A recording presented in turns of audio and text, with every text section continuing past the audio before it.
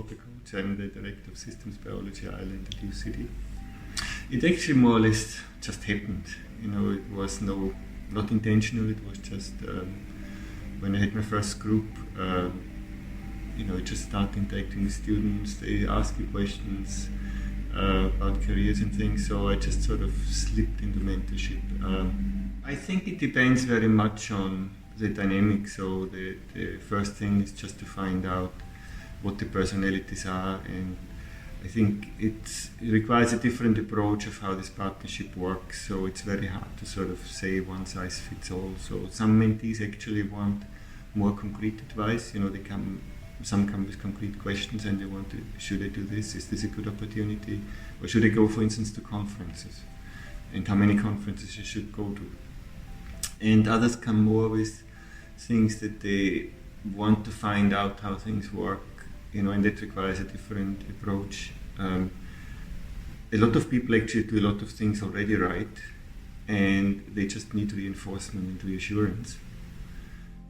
Yeah, the science can be very competitive and a little bit of cutthroat, but on the other hand, the best way to neutralize a competitor is actually make him a collaborator or make her a collaborator. So, even friendliness in a competitive world gets actually quite far, and farther than most people think. So, I think if approaching, competitiveness with a positive and collegial spirit actually takes away a lot of the edges. You need to develop a partnership, so that means you need to listen to each other and find out what the needs are and what the mentee actually expect and what you expect.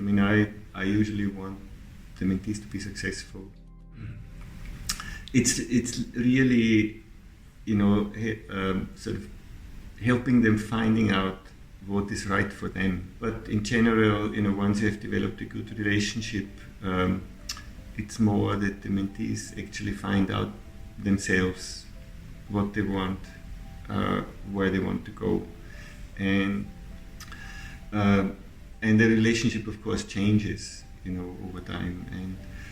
And what typically happens is that there is more intense contact in the beginning, and then it becomes less and less, which often is a sign that they actually, are figuring out things by themselves, and then they often actually get into a position where they themselves become mentors. I think a big evolution of human society was that we can transmit knowledge and experiences, so that we don't have to make every mistake ourselves and learn everything from scratch, but we can learn from previous experience, and it's exactly the same thing here. To be honest, actually not many. One challenge is time. In science, everybody is typically pressed for time, so there's often too little time on both sides, mentor and mentee.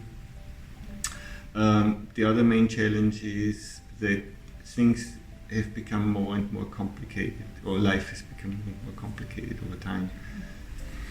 Well, hopefully the mentee in the first place, but I think also the mentor benefits, because you learn by doing.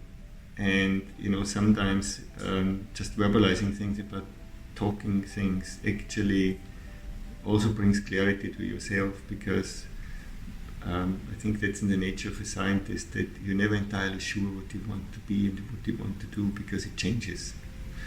But mentoring, helps you to sort out your own thoughts as well. At least this is what I found. I've been too curious too many times, trying to do too many different things, and so that actually helps you, getting your own house in order as well.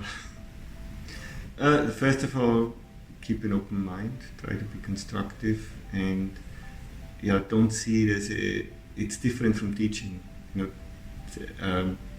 It's not simply conveying and communicating knowledge. I think it has to be a partnership to help the mentee finding out what they're good at, what they want, and how they can accomplish it.